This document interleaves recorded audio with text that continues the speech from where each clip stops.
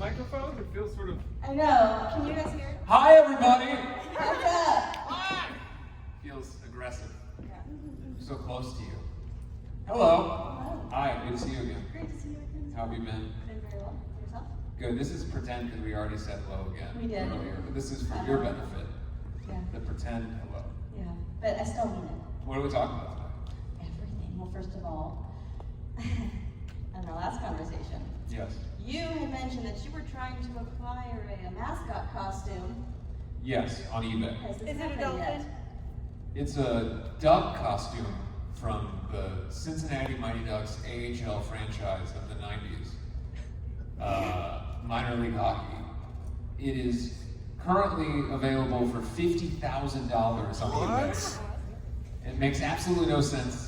I became obsessed with it for a time, and the person who bought it for, I think, like $500 at auction 5 years ago. And now they believe that the markup is significant. So, $45,000 in addition, I suppose, over the course of the last couple of years. I have created an online controversy I got blocked by this seller on eBay. Did you really? Yes. I was going to say, did you? I didn't do anything wrong. I kept writing and saying, "Come on now," and that was it. I just kept saying that over and over again. Come on now. Yeah. No, I was offering. I didn't get blocked. He no longer will allow me to offer anything. I kept making like $5 increment offers for Yeah. about a month and a half. Well, you told us in Indy that it wasn't. That's the only thing I have to talk about, by the way. That's my whole career. It's just that. That's your life goal. Yes. But you told us it wasn't even in very good shape. Like it was. It's a terrible shape. Tattered. It's So a 50,000 25-year-old minor league hockey mascot costume. Yeah. Yeah. Wow, what's up with that, man? Well, if you guys ever find it, you know. For less than $50,000. Yeah, I can't guarantee you anything, but it might be full of drugs. That might be the reason why it's $50,000. That's It might be good. a vessel for drugs. Yeah. So, Andy, you have done music, obviously. I have. And then you transitioned into acting, and your music videos are always very theatrical and wonderful. How was that transition for you into the acting world?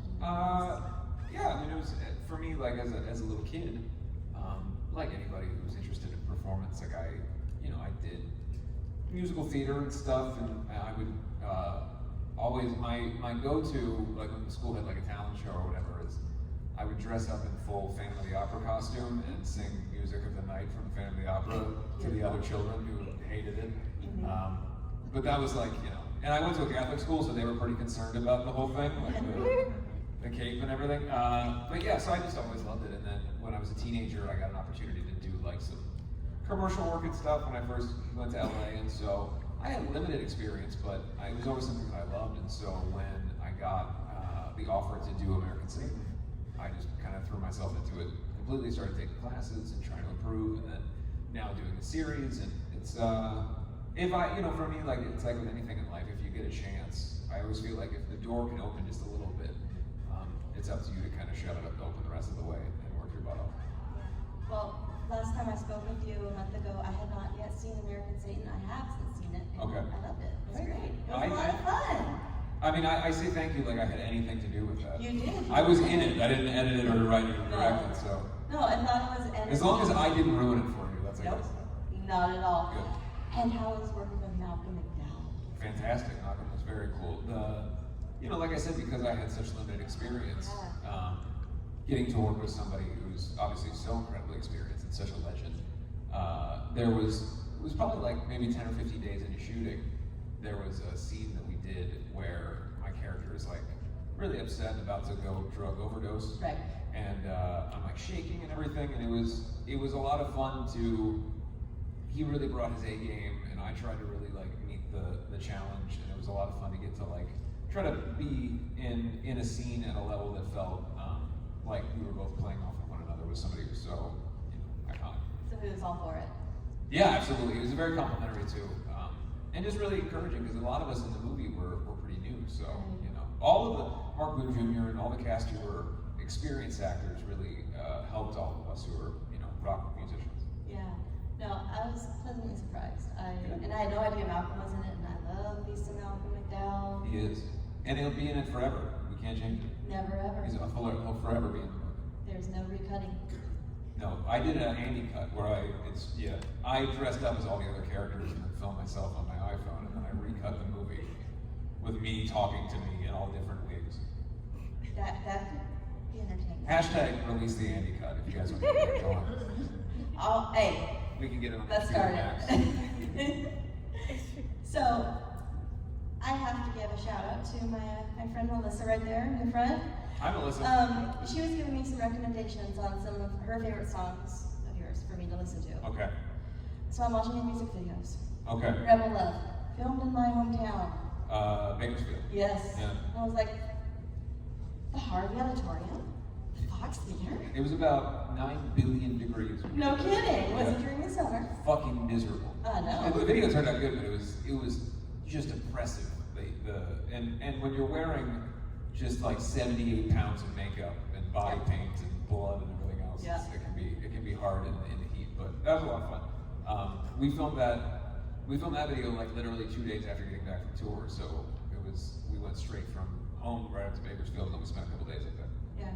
Yeah. So I was born and raised there for 26 years, and Okay. so I know all about that heat. And then I moved to Chicago in an effort to escape it. Okay. So, You went the other way. I wanted cold. I could not take another 110 degree year. Understandable. Yeah. Also notable in Bakersfield, in the early days of us touring, the only time that our van was ever broken into and the windows smashed out was in Bakersfield. Sounds about right. And we got, again, with the heat, we talked to Felissa Rose a few months ago, and she did a horror film filmed in Bakersfield in July. She was with that leather Yeah. all through, and she goes, yeah, it was gross. So, just because I know everybody here loves Bakersfield, are you good with like 15 or 20 more minutes about just specifically this town in Southern California? No, Well, that's why we're all here. that's all I got left in me. Yeah, I'm down. We can do Bakersfield chat all the time. Corn's from Bakersfield? yeah, but that's all I got. Just corn. We got corn, we got hee-haw. Oh yeah, that's right. You thought we were kidding. We're doing 15 more minutes on Bakersfield. What else do we got? Smog, dirt, dust. There is a venue in Bakersfield called Jerry's Pizza, Yes, there is. which is the basement of a pizza place that rock bands play at for some reason. Yes, that's actually a pretty cool little joint. Yeah. Nothing against you, Jerry, or your pizza. But it's not that cool. For Bakersfield. It's not that cool when you're, riding in a van for your entire summer and you like are all cramped up and you're like, you get to go to the murder basement of a pizza place. Again, my deepest apologies, Jerry, and your pizza. Again, Bakersfield. Please let me play there one day again. I would love it. I can have a better experience. Do we have any audience questions at the moment? Yes, ma'am. Dolphin suit? Dolphin suit? Dolphin suit? Remember the dolphin? Oh, promise? in one of my YouTube videos. Yeah. Right. Yeah, I gave up on that. I really fixated on the duck suit, so that's really. We could go back. No, I'm You did- sticking with the duck You did suit. kind of promise. I'll maybe get like a dolphin mask at Okay. most. Okay. But my new promise is that I'm It's never the gonna duck wear a dolphin suit in my whole life. That seems unfair. You heard it here first. That's a lifetime guarantee. Anybody else? That is the one. Oh, Yes, ma'am. Hi, Andy. hi. You said you were gonna do this. Yeah. Are you ready? Yeah, yes. So, Is it a dolphin suit question? no, Okay. it is not. Duck suit? No. Bakersfield? No. Hee-haw. No. So, we were just talking a little bit about your music videos. I know you just directed 2 new ones. Yes. Fields of Bone and Torch. So, were there any challenges that you faced as a director, or was there anything you learned from directing the first video that you were able to apply to the second one? You know, I'm really lucky because from the time I was very young, I've collaborated with Patrick Fogarty, who has directed most of the Black Veil videos over the years, and I learned so much from him that I was able to kind of go into the situation with training wheels, in a sense, going into Fields of Bone, because I knew that he would be there, and kind of, if I didn't know exactly how to word something or what I wanted for a shot or whatever else, he would be there. But, you know, again, it kind of goes back to, I like to, if I'm going to do anything, I like to really do it and apply myself to it. So I really wanted to be able to walk in and have complete command on what the shot list was, what I wanted out of it, what I wanted to see, whether it's from the shots of the band or the story portions or whatever it is. So by the time we did it, I felt pretty comfortable. But it was, for me, like, I would say that in my career, in my life, like creating something or world building or making something that wasn't there before, like that is the most fun part of all of it. And because I've had an opportunity to be a rock musician and have a career, that's afforded me the opportunity to make a comic book series or build things or make costumes and masks and all this stuff that from the time I was a little kid, that has been such a huge passion of mine. So I just look at it all as just incredible opportunities. And so to get to do it, the other thing is you don't want to fuck it up. So I feel like I did, hopefully. Yeah, you did a great job. I was impressed. Thank you. Anybody else? Yes. Alright, so my question, I know you wrote The Ghost of Ohio and everything, you're working on the Phantom tomorrow. Yes. But are you gonna do like another Ghost of Ohio to continue that one, or are you just gonna stick with the Phantom Tomorrow series? That's a good question. I thought initially when we did The Ghost of Ohio, I thought that it would be more of a serialized thing. The story itself kind of fit nicely in a single graphic novel as opposed to doing it as an issue by issue basis. So I feel like we kind of put a bow on that one. Whereas with The Phantom Tomorrow, the idea is to have it go in different directions. Like the first initial run will be more of the origin story in the early days of the Blackbird character, and then as we go, we can kind of get into more of like what happens after the world of the music videos and all that. And that's another thing people don't necessarily know who are asking. The comic book series that's going to come out first is all before the music video series, and it takes place leading up to the record. So it's getting to know who Blackbird is, who Nine is, who all these characters are from their origin story through. So like, the idea is, it's kind of a weird way of learning all these things. It's like, if you had it as a movie series, it would be like, the first movie is the last movie, the second movie is a prequel, and then the third movie is the meat of the movie. So like, we're kind of doing it out of order, but because the record doesn't run linear with the rest of the storylines, my ultimate goal, because for me, whether it's Batman or whatever other character, I love being able to have this long history of these characters that you can have a million different writers work on these characters, and they're all different valid representations of the characters. So the goal for me would be, over the years, if we say we go another year or two to specifically building the storyline, to be able to show different eras of this character's life, where he comes from, where he's going, and that kind of thing. So the first series of issues of this comic series will be origin story, and then we're gonna go from there. Excellent. Thank you. You also wrote another book, correct? I wrote a book. Yeah. What's that about? It's about me. Autobiography? It is, yeah. I, with my friend Ryan Downey, who I've been friends with for years and years, we put together kind of, it's not necessarily an autobiography, it's just a bunch of kind of short stories and things from my life. And, Things you've experienced. well, one of the things about being a musician on any level is that there's this kind of like false unattainability that people build up because they want to feel self-important. Yeah. People who get any kind of attention or have anybody that comes to their shows or pays attention to their records, and I'm not faulting anybody for it, but there's this kind of feeling that some people get of like invincibility and like they're shit from the sky by God or whatever. And I wanted to be able to talk more openly about how much, what it is to be anything, whether it's an actor or a musician or whatever it is. A lot of it is hard work, some of it is luck, and it's a journey and a story that is composite of just about everybody. There's nothing special about me, it's just that I happen to have these set of circumstances and I ended up in this situation. And I wanted to be able to tell stories about being a kid from Southern Ohio and how I got to the point of being able to tour and all that other stuff, but not from the perspective of like, and now I'm the shit, because I feel like that's kind of a false narrative that gets pushed a lot. It's like, everything's great now because I'm so famous and awesome, and it distances people's ability from music. It makes people feel like it's this unattainable thing, and to me, it's something that everybody can do and should do, any passion that they have to the nth degree, and try to pursue it as a career or whatever they want to do. And that was called, what was it again? They don't need to understand. It's called Bakersfield, California. Also, yeah, that's true. They don't need to understand, yes. Same thing. Yes. So you had said after you wrote the book that there was another book that you were working on. Yeah, Maybe, or I've got an idea. It's not really anything other than a Okay. bunch of scribblings and different concepts. I've got an idea for how I can kind of, more along the lines of, I guess I don't know how to describe it. certain ways that I like to liken things in my process of writing or other things.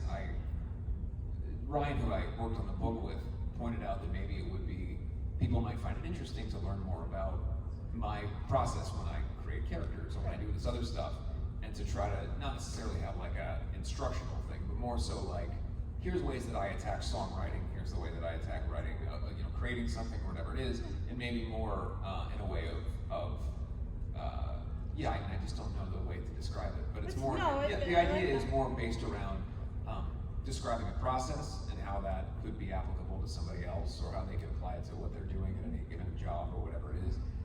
So it's just an idea at this point, but it's an idea that I might pursue. I mean, the first book took a couple years just because of touring schedule and everything, so it would be a while, especially when we're working on the comic book series and everything, but there's a possibility for sure. I think would be a useful book for a lot of people. You don't have to be a musician to take something away from it. I hope so. Right. Any other questions at the moment? No, not yet. Well, tell us about your solo project. Right now. Oh, well, right now it's not. I guess you could call it on hiatus right now. Just I think anybody, when you make a certain type of thing for so long, you want to maybe try other stuff. And growing up, there were so many bands that I loved where I fell in love with their style and what they did, and then a couple records in, they would decide, oh fuck that, I'm gonna make a whole different thing, and it can be difficult as a fan of an artist to be like, well, I liked this thing about you, and I really wanted to stretch out and try different styles of writing and different types of music, still within the realm of what I like, but I always felt like making a goth pop record for BBB wouldn't necessarily make any sense, so it was an opportunity to do something else, and then once I did it, I enjoyed it so much, and I enjoyed touring in a different way, in a more conversational way, being in small rooms and being able to have, between the songs, talk and tell stories and that kind of thing. It's just the whole show is very different than what a BBB show is. So I really enjoyed it. I did 2 records, and I did the comic book around the second record, and I fully anticipate that I'll make another one. Just right now, we've got so much going on with Black Velvet. It's not really, it's somewhere in the back of my mind, more so like I'll occasionally think of a melody or an idea or a lyric, and I'll kind of store it away like, oh, I think that might work for that. Yeah. Well, perfection can't be rushed, right? I don't believe it'll be perfection, but I do. I have faith in it. It'll be as good as I can do. Do you have a favorite album of yours?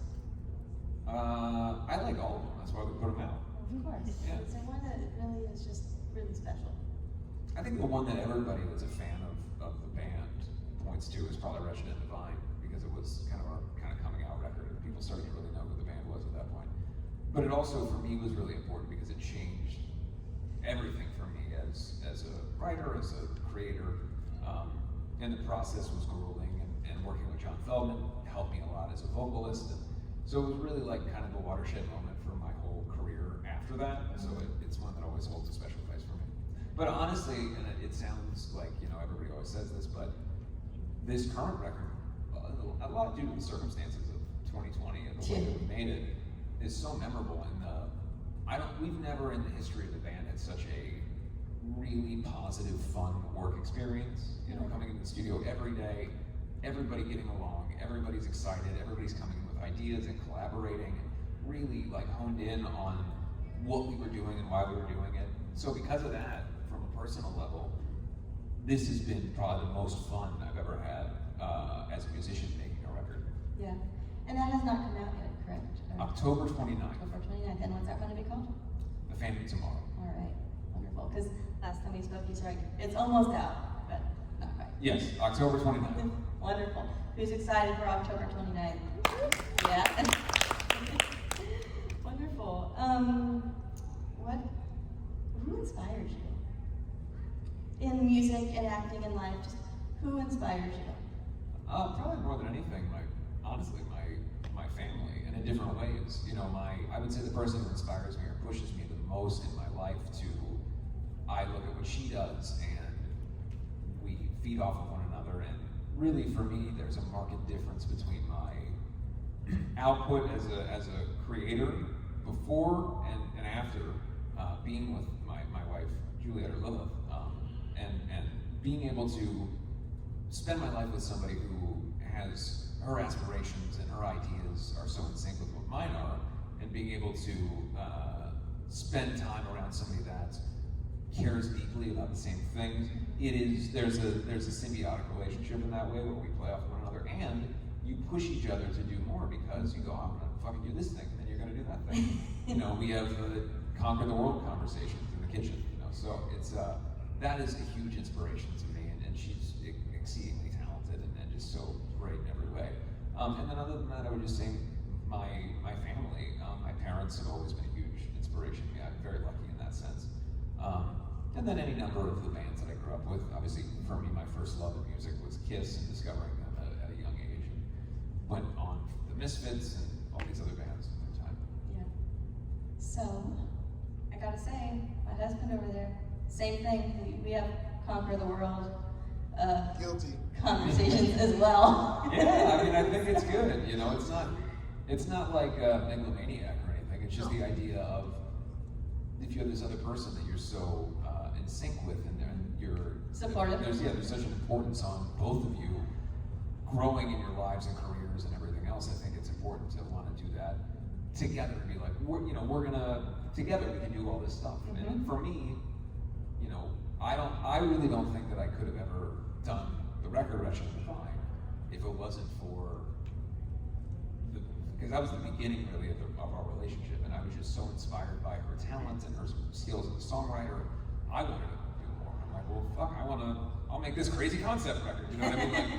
So there's certainly a huge element to that has been really important to my career.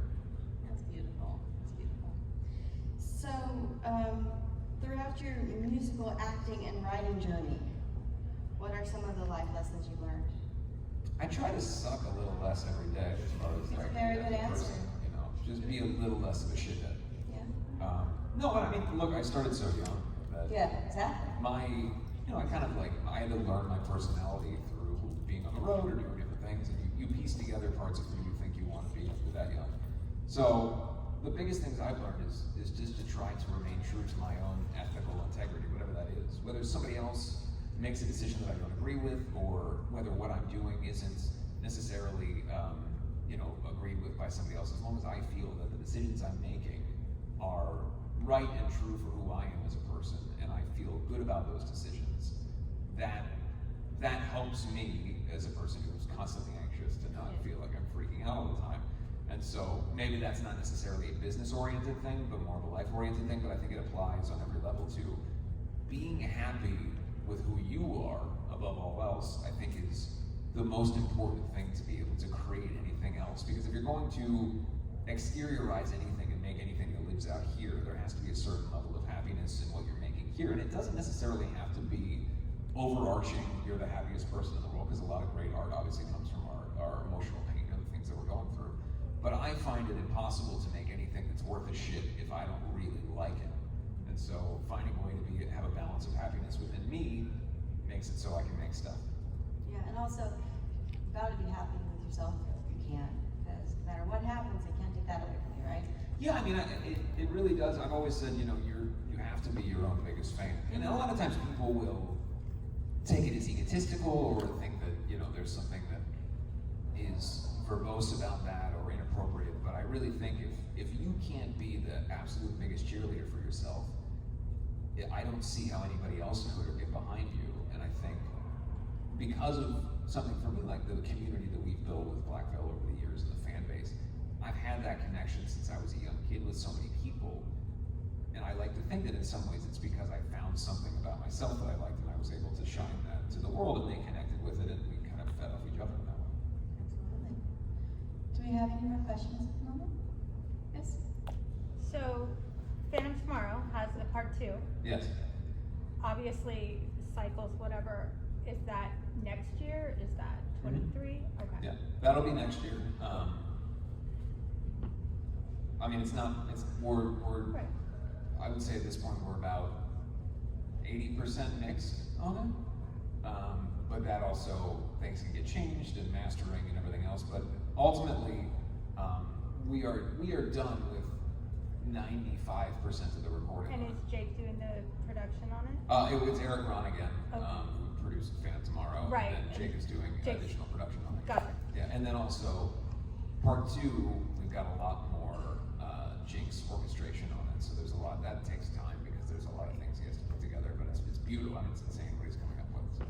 Cool. Awesome. Well, I put out the call to our listeners for some listener questions, Great. online. And nobody answered. Well, a couple people did, but one of them was actually one of my questions I already asked, but another one was, where do you buy your jewelry? I'm gonna dig in the earring. It's a little bit of, I guess, cheating in the sense that most of my jewelry comes from the company that my wife started, called Never Take It Off. That's not cheating, that's loyalty. Yeah, It's well, different. no, and I've been very lucky that I've been able to design a bunch of pieces over the years, and we have our own little line. Oh, I And didn't know it exists with a whole bunch of artists. It's this incredible company that my wife dreamt up many years ago, and it's called Never Take It Off. And the idea is that every piece has different messaging and ideas that are about your spirit and being able to maintain your positivity, as we talked about in different Yeah. ways. So, yeah, it's they call it merch with a meaning. So, I like it. I'll check it out. Do they have a website? Yes. nevertakeitoff.com, I believe. All right. Hopefully it is. Boy, that'd be a shitty plug if it isn't right. It's on Instagram too. Yeah. Instagram? Just Google it. Never take it off jewelry? Yeah. This ring is that? Yeah, I'm into The it. necklace? The earring? Earring, everything. Love the earring. All the way around. Bracelet. Yeah. Yeah. Yeah, good stuff. All right, well, that one came from Julia. The next one comes from Brenda. Are you a horror fan? Am I a horror fan? Yes. Yes. And what's your favorite horror movie? We talked about this last time. Yes, I know. Has it changed? Nightmare 3. It's always, It hasn't changed. Always. Yeah. What's your favorite part of Nightmare 3? Gotta be the TV, right? The Like TV it one? has to be. Yeah. Because it's all the things I like about that era of horror. Yeah. It is. It's a great visual. Yes. It is convincing at first glance. When you start to tear it apart and look at it closer, it's very clearly an old school effect in puppeteering. So you get the physical effect, which I love so much. So like, it's just, I love it. I mean, for me, again, because I grew up like making masks and all that stuff, I love shit that kind of, you can see the seams a little bit, you know, and that's why I hold on so tight to that era of horror movies, because Same. you feel like there's creation in it, and you can see, it feels scarier in so many ways because it's tangible, and, you know, I know everybody says it, but it is true, there is something lost in the CGI, because Completely. our eyes can tell that it's not real, and Yeah. even if something is a horror mask, even if it's not good, if it's a shadow, It's and you can tell it's visible, real, yeah. you can be scared, or more scared of it, I think, but, you know, that's just my preference. Well, no, I think a lot of horror fans feel that way too. I know we do. We really love the scene, both Jamie and I really love the scene of the Freddy snake coming Of course, out of the, yeah. And we actually had an interview with Nick Strawn who created that effect. Yeah. And a Clorox bleach bottle was involved, guys. So if you want to go see that interview, go check it out. Okay. Yeah, but Well, I don't listen to any interview unless a Clorox bleach bottle is involved. that's a very good That's a rule. standing rule I have. Yeah. You can follow it too if you want. No, but no, Nick Strawn told us some very fun facts about that one and other movies he was involved in, Nightmare 4, Witchboard. So yeah. Fantastic. So many. I'll go listen to it. Thank you. Turn this off and listen to that. Turn right this now. off and listen to Nick Strawn. All right. Anybody else at the moment? Yes. Okay, so I know that you and Joe and Pat, you do your weekly Andy Show videos on Patreon. Yes. Which I enjoy watching those. Thank you. I was wondering, do you plan on continuing to do that, or are you getting a little bored with it? No, we've been doing it for like 6 years. We've got some new stuff that we're putting together right now. So we've got some different plans for the show with different format changes and stuff. So we'll continue to do the Patreon show, but we're kind of dipping our toes into returning to YouTube in different ways. So that'll be rolling out over the next couple of months. But yeah, thank you for watching the show. It's been a lot of fun. Thank you for doing the videos. How often do the shows happen? I've been doing it once a week since 2016.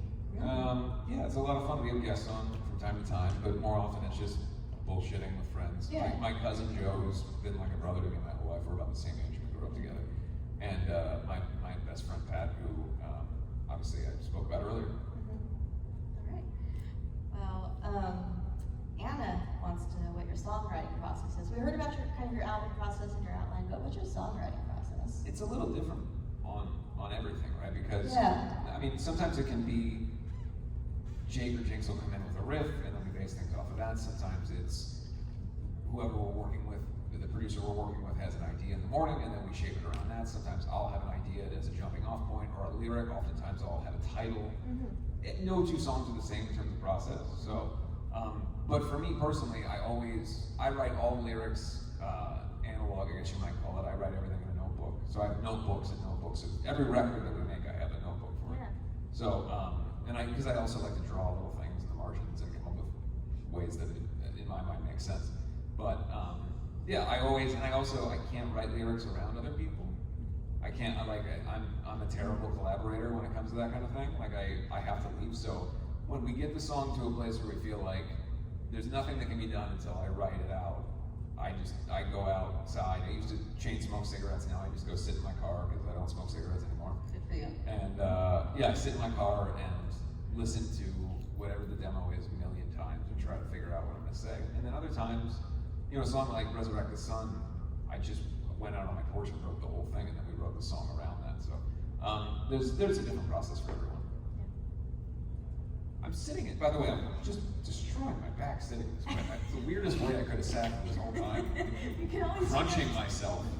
You're like, Yeah, like the whole time. Jesus. stretch it out. Yeah. Okay, any others? Yes.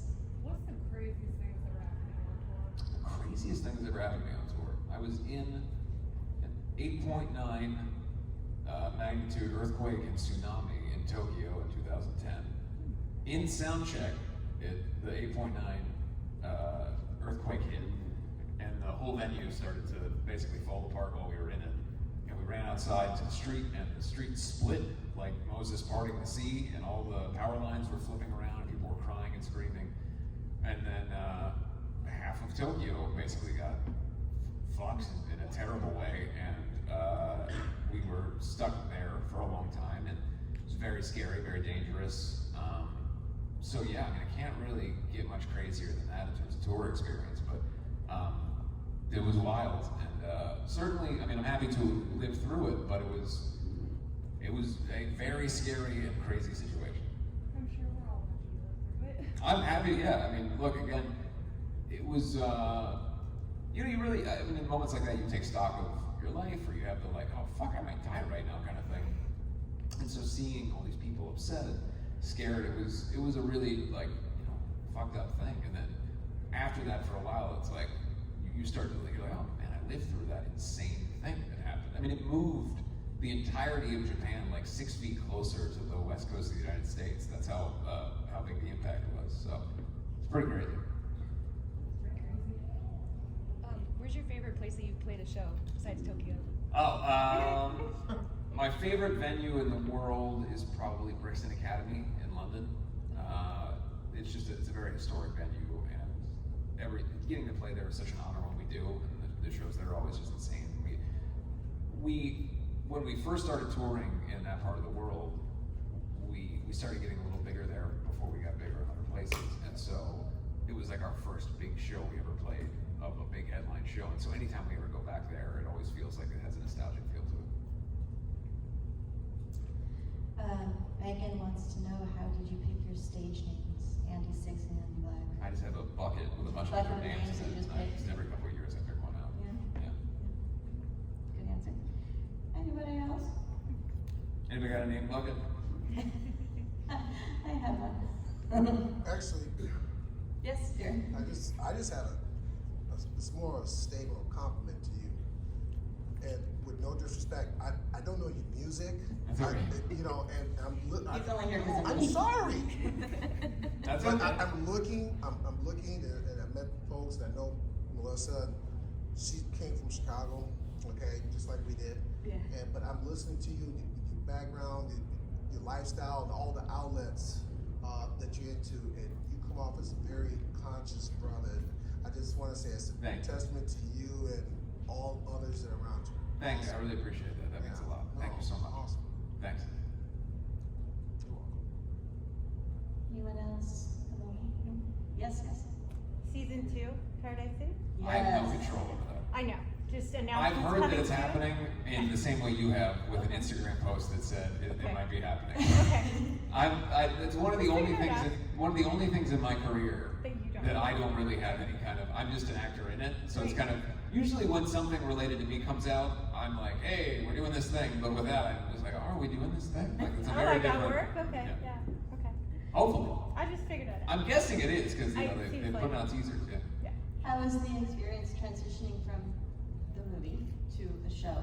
What was that like? Just having more time. Yeah. You know, you can develop more of the character and feel a larger closeness to what you're doing. And you've got the time it takes to shoot a series versus an independent movie that we shot in relatively, I mean, an exceedingly short period of time.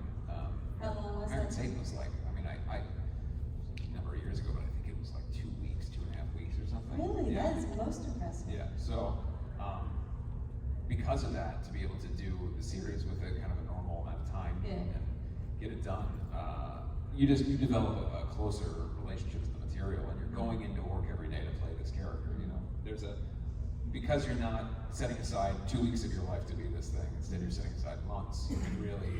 You're showing up, and the hours are odd and all that stuff, and it all kind of plays into being able to be this other person. Yeah. Anyone else? Yes. So since you started acting and everything and doing your music, which one do you like better? Music will always be the thing that means the most to me. You know, it's the only reason that I ever got to do any kind of acting. You know, since I was a little kid, that's the thing that's been the driving force for everything. You know, and everything has been in service of being able to be on stage and be in a rock band. That was my biggest dream. So, it's a real thrill to get to do the acting, and I hope I get to do more of it. But at the end of the day, when I think of myself as someone who makes records and stuff. But that doesn't mean that I don't see part of me as an actor. But certainly, if I had to describe myself or what I do, I wouldn't say I'm an actor. You know what I mean?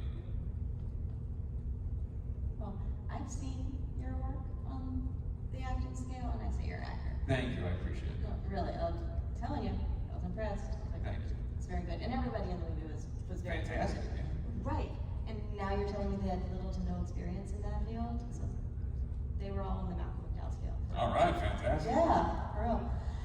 I've always wondered where I was on the Malcolm McDowell scale. You're pretty high up, Is that a Bakersfield? Where's Bakersfield on the Malcolm McDowell scale? about a 1. All right. You know, the highest being 100. Okay, all right, So, fair enough. All right. somebody asked this, and I can't read my writing, but they wanted to know, you've suffered several injuries on stage, is that true? Yes. And what was the worst? I broke my 9, 10, and 11 ribs. My 11th rib I no longer really have. It was just shrapnel bone. Oh man. That I had to pass with enemas, so that was a lot of fun.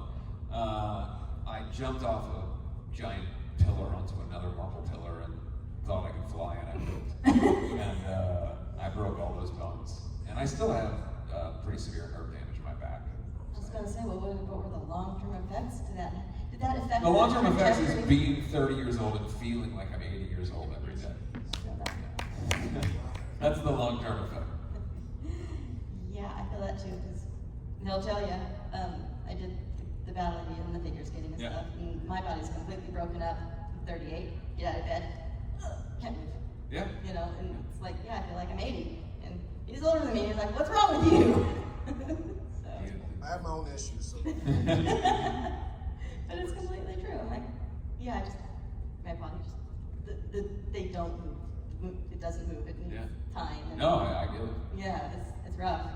So, but how did that affect the trajectory of your career and what you do now? About 3 months after that, I fractured my skull. Ah. Split my skull open from here to the base of my nose. And then about 10 months after that, I broke my coccyx. And then the final broken bone was a pinky finger, which is basically nothing. That's nothing. And then it's been like 10 years since I broke any bones, so. I stopped jumping off of shit, basically, is how it affected my career. I used to jump off of shit, now I do not. Now you're 30, and nice. Yes. If I can't entertain you without breaking my own bones, it's not worth doing. This is true. Yeah. This is true. Anybody else? Yes, ma'am. Okay, so I'm really excited Me too. So you guys are about what? You'll be like 6 albums in. Does it become harder to get a set list together, and how close are you guys to finalizing that for the tour? Set list is it's a kind of a more fluid thing this time around. It's a pretty long show that we're doing. Both of us in this moment are doing very long sets, so we kind of are able to represent every record with it. And we also did a thing that was really cool online where we had a certain fan vote for people to get a good portion of the set list. So that was kind of predetermined, and then the rest of it is just us kind of plugging in what we want. The good thing is we've done so much. We did like all these acoustic streams this year and stuff, and we played songs that we never had played before. So now we've kind of got those down that we can add to the repertoire. So I don't know that there'll be one set list for the whole tour. There might be 80, 85, 90% is the same every night, and then that rest we kind of fuck with a little bit. But yeah, I mean, we start production rehearsals the day after I get back from this, and then we're just going to be, a lot of it is also every tour we go, what if we did this fucking song that we never did? And then we get to rehearsal and we go, oh, that's why we don't do that song. Like some songs, it's this intangible thing that they don't translate. There's a song called Outsider on Veil. It's a great song that we love, and it doesn't work live for some reason. We've played it live a handful of times. We did it a couple years ago, and it just slows the whole show down in a weird way. There is an energy to a live show that you can't quite put your finger on, but you know when something's flowing really well. And sometimes you'll put songs in the set that you might love the song, but it just doesn't work live. And that happened with me with a lot of the Andy Black stuff. There's a song, No One, on my second solo record that I kept trying to put into the set. And every time I played it, it wasn't like people were bummed, but you could just feel the energy get sucked out just a little bit. So for us, we'll go in with every intention of playing every song you've never heard us play before, and then we play it and we go, oh, there's a lot of reason why you've never heard us play that before. But we want to try to, we got kind of in a rut from 2015 to 2018. We were playing ostensibly the exact same set with like 3 or 4 changes here and there. So we really wanted to kind of change it up a little bit. And when we did the Alive and Burning 2, we did play some stuff that we hadn't played before. And so I think it'll be kind of a hybrid of that and then what the fan vote was and some other new stuff in there. And we want to play a lot of new stuff too. Because, people love going to a concert and hearing new songs. It's the classic. Always a winner, except for when it takes the energy out of the room. Sure, yeah. I don't mean to say that those, like The Outsider I think is a fantastic song, but maybe we're wrong, but when all of us are going, wait a second, this What's feels wrong really here? slow, you kind of react that way. Well, I mean, you can feel what's going on out there with them. Yeah, I mean, Right, even you just know. in rehearsal, you You go know. like, oh, this isn't. Some stuff works, some stuff doesn't, and sometimes people will ask, why have you never played this song? And in most cases, we've tried. Yeah. When you've got 6 records and a couple EPs, like there's a lot of material to go through, Mhm. but sometimes it just doesn't work. Right. Well, luckily, when you have 6 records, you can take the best of the best. From that, you have a lot of material. We're gonna do a set list called Worst of the Worst. I would like that. Just all the songs that are the least streamed on Spotify. That would be fun. Yeah. Hey, It's that gonna might, be dope. that might be able to get them more streams, right?